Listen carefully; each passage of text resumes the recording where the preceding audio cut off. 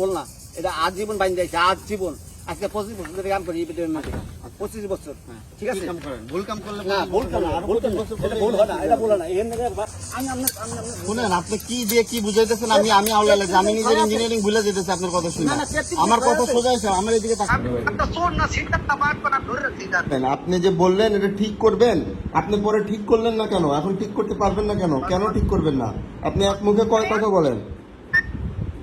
সাগর ভাই আবার আইসা চেক করবো, তারপরে আমাদের দেশে একটি প্রচলিত প্রবাদ আছে, চোরের মার বড় গলা। আজকে এই সাইটে যে ঘটনাটা ঘটেছে আমি আপনাদেরকে ব্যাখ্যা করছি। তার আগে আমি আপনারা যারা প্রবাসী ভাই আছেন তাদের উদ্দেশ্যে মূলত এই ভিডিওটি বানাচ্ছি।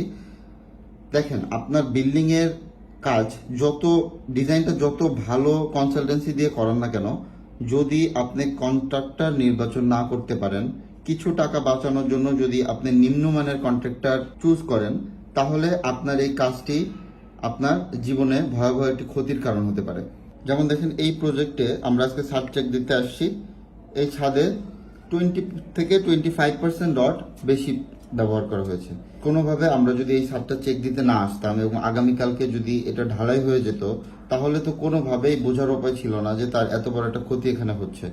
অর্থাৎ আপনারা কন্ট্রাক্টরের টাকা হয়তো এক ছাদ থেকে 50,000 টাকা সেভ করলেন, কিন্তু আলটিমেটলি আপনার রড এবং কাজের গুণগত মানের সাথে যদি কম্পেয়ার করেন, আপনার কিন্তু এখানে লাখ টাকার উপরে ক্ষতি হয়ে যাচ্ছে। সো আলটিমেটলি এই বিষয়গুলো বুঝতে হবে। এবং সে বারবার আমাকে কনভিন্স করার চেষ্টা করেছে যে হ্যান্ড মিক্সের মাধ্যমে সে ঢালাই দিবে, অর্থাৎ যে মিক্সার মেশিন আছে, মিক্সার মেশিন সে ইউজ করবে না। সো আমি তাকে রেড অ্যালার্ট দিয়ে দিয়েছি যে আপনার কলামের কাস্টিং থেকে শুরু করে সবগুলো কাস্টিং আপনি অবশ্যই মিক্সার মেশিনের মাধ্যমে করতে হবে।